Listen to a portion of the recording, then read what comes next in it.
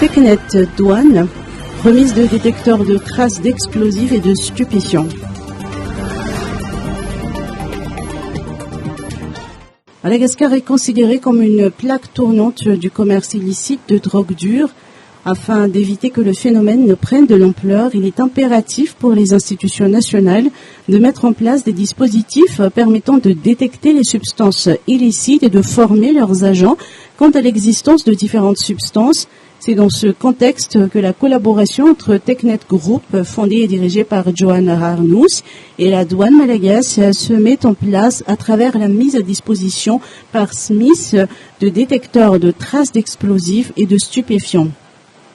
Le groupe est avant tout un intégrateur de solutions matérielles et logicielles pour la sécurisation des infrastructures sensibles, allant du conseil au déploiement ainsi qu'à la formation et bien entendu tout support et maintenance.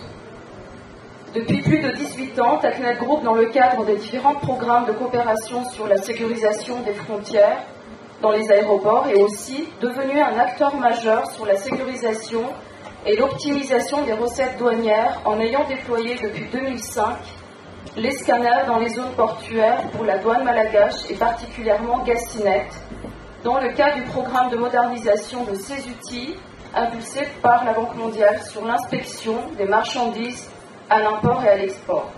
Pour une durée de 3 mois, la douane malagasy aura à sa disposition l'IANSCAT 500 DT, système de bureau extrêmement sensible, capable de détecter et d'identifier des traces de stupéfiants, et de l'IANSCAT 600 qui permet de détecter et d'identifier des traces d'explosifs. La remise de matériel a été officialisée ce jour à l'Infinité Event à travers la signature du contrat entre Technet Group et la douane, représentés par leurs directeurs généraux respectifs.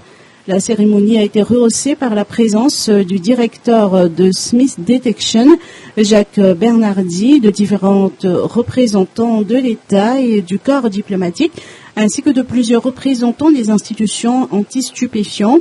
Alaikana Zafivan Ernest, directeur général de la douane, ne manque pas de préciser que la protection du territoire et des concitoyens est une affaire de tous. Il lance ainsi un appel à la contribution de tout un chacun.